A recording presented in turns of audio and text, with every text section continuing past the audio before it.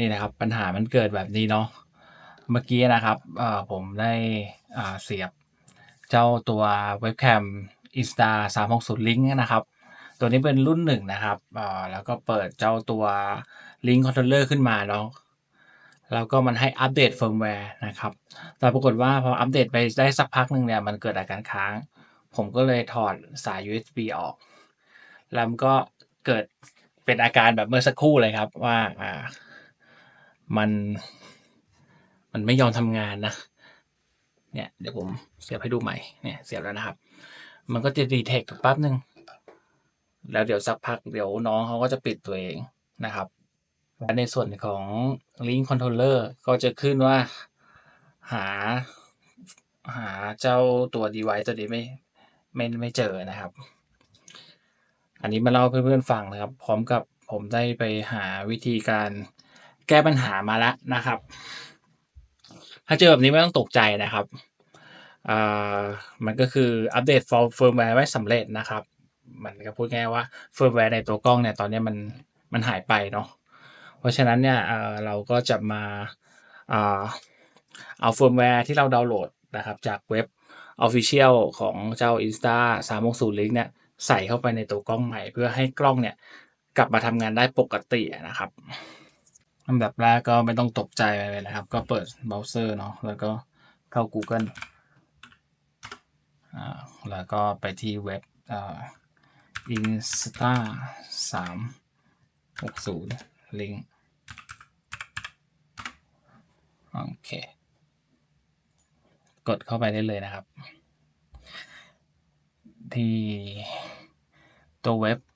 เขาก็จะมีในส่วนของ Support นะครับ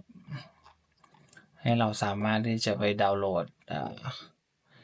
ในส่วนของ firmware ที่มันสูญหายไปเนาะ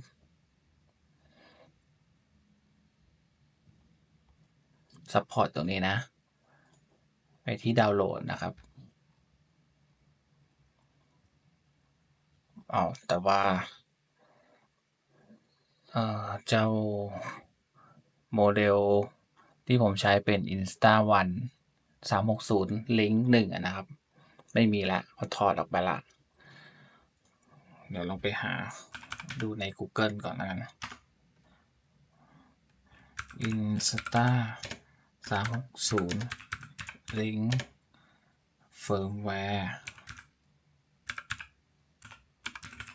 ดาวน์โหลด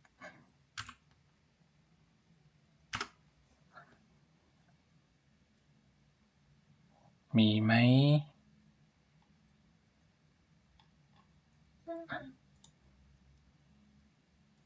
เจอนะครับก็จะเป็นแบบนี้เนาะนี่360 Link Controller เนาะ360 Link Firmware ล่าสุดจะเป็นเวอร์ชัน 1.4.5.8 ดาวน์โหลดมานะครับ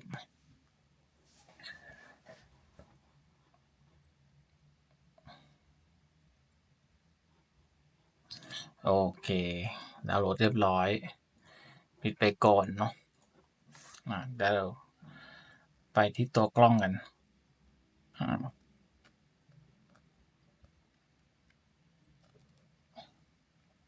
เดี๋ยวหันกล้องแป๊บหนึ่งนะครับซูมเข้าไปใกล้ๆโอเค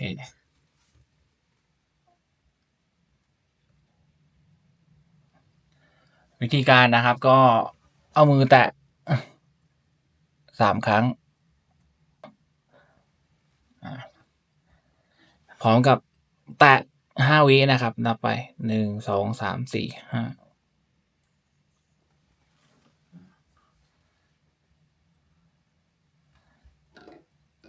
5ปุ๊บมันก็จะเข้าสู่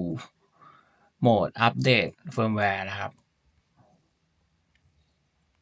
ก็จะขึ้นหน้าจอตัวนี้ขึ้นมานะครับก็จะเป็นโฟลเดอร์นะครับโฟลเดอร์ของตัวกล้องนะครับก็จะเป็น Insta 360เป็น ID เนาะเมื่อกี้เราเซฟไว้ที่ดาวน์โหลดเป็น Insta 360เว็บเฟิร์มแวร์ล่าสุดเนาะ Copy มาเลยวาง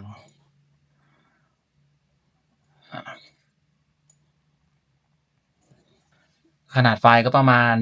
29เมกะไบต์นะครับโอเคเดี๋ยวรอนิดนึงเนาะตอนแรกผมก็ตกใจนะว่าโอ้นึกว่าไปแล้วกล้องยังไม่ค่อยได้ใช้เลย หลักๆเลยผมว่าน่าจะเป็นในส่วนของสาย USB ที่ใช้เนี่ยตรวจสอบดีๆนะครับ เพราะว่าสาย USB ที่ใช้เนี่ย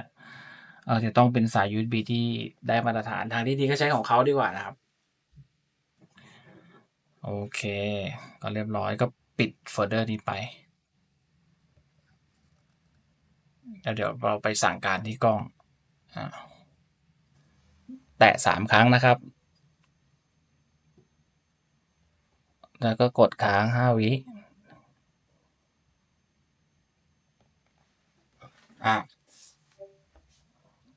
ไฟสีน้ำเงินก็จะกระพริบนะครับ อันนี้อยู่ในโหมดการอัปเดตเฟิร์มแวร์นะครับ ก็รอจนกว่าเขาจะอัปเดตเฟิร์มแวร์เสร็จสิ้นเนาะใช้เวลานิดนึง ตอนนี้ที่หน้าจอก็ยังขึ้นว่าเชื่อมต่ออุปกรณ์ด้วยสายเคเบิลไม่สำเร็จนะครับ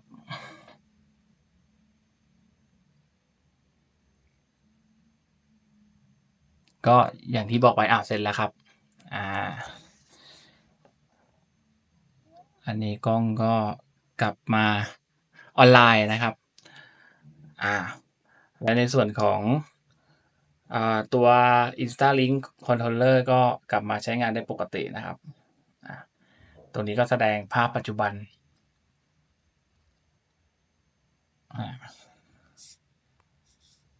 เห็นไหมครับ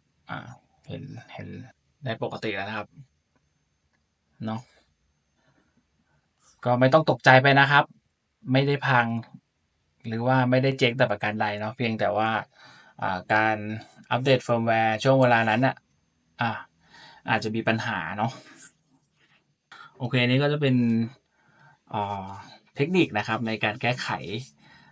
ในกรณีที่อัปเดตเฟิร์มแวร์แล้วมีปัญหาเนาะก็สามารถที่จะดำเนินการอัปเดตเฟิร์มแวร์แบบแมนนวลนะครับเพราะปกติเนี่ยการอัปเดตเฟิร์มแวร์เจ้าอุปกรณ์การเจตต่างๆเนี่ยส่วนใหญ่ก็จะทำผ่านเจ้าตัวแอปพลิเคชันนะครับกดไม่กี่ทีก็จะ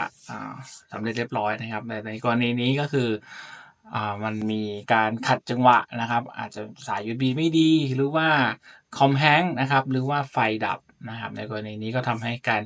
อัปเดตการเขียนไฟล์ลงไปในเจ้าลอมของเจ้าตัว Insta เนี่ยมีปัญหาเราก็สามารถที่จะแก้ไขปัญหาโดยวิธีการข้างต้นที่ผมทำให้ดูเนาะนะครับก็ประมาณนี้ครับเบื้องต้นก็การแก้ไขปัญหาการอัปเดตเฟิร์มแวร์ไม่สำเร็จเรามาอัปเดตเฟิร์มแวร์ด้วยแมนนวลกันก็ทำตามที่ผมได้ทำให้ดูเนาะก็ประมาณนี้ครับก็สำหรับคลิปนี้ก็มีเท่านี้ครับในเรื่องของการแก้ไขปัญหาต่างๆครับチャンネル登録とグッドボタンお願いします。ありがとうございました。